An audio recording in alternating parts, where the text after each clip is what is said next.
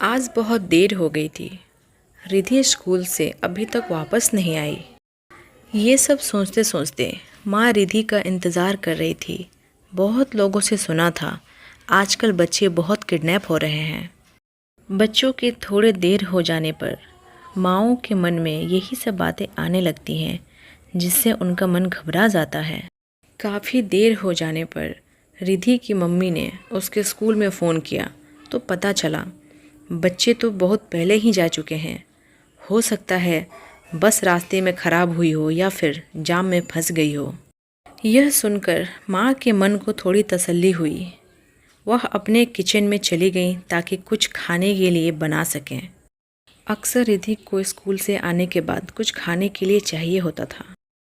तभी अचानक उनकी नज़र खिड़की के बाहर कुछ दूर खड़ी स्कूल बस पर पड़ी। सारे बच्चे स्कूल बस से निकलते हुए दिखाई दिए सिवाय रिधि के।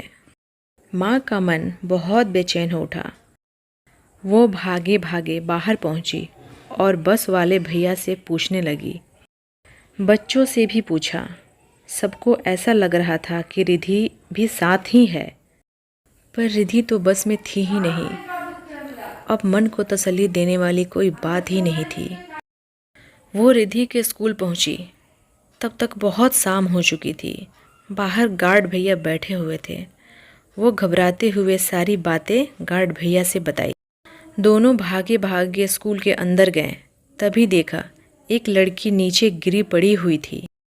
माँ ने दौड़कर अपनी बच्ची को उठाई। देखा रिधि बेहोश होकर गिरी पड़ी थी। रिधि को होश में लाया गया। वो बहुत डरी हुई थी। मम्मी को देखते ही वह ज़ोर ज़ोर से रोने लगी और सारा हाल कह सुनाया।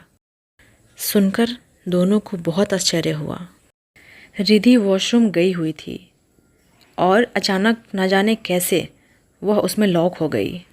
इसी बीच स्कूल की छुट्टी भी हो चुकी थी। तभी उसके चीखने की आवाज़ किसी तक नहीं पहुंची। जैसे तैसे वह वॉशरूम से बाहर आई। तभी सभी लोग जा चुके थे। वो रोती चिल्लाती पूरे स्कूल में भागती रही, पर कोई उसकी मदद ना कर सका। चीखने चिल्लाने की वजह से वह थककर बेहोश हो चुकी थी। यह सुनते ही माँ का दिल भर गया। उन्होंने अपनी बेटी को गले से लगा लिया और दोनों जी भर के रोने लगे। उस समय रिधि को ऐसा महसूस हो रहा था मानो वह दुनिया के हर दुख तकलीफ से दूर अपनी माँ की गोदी में हो।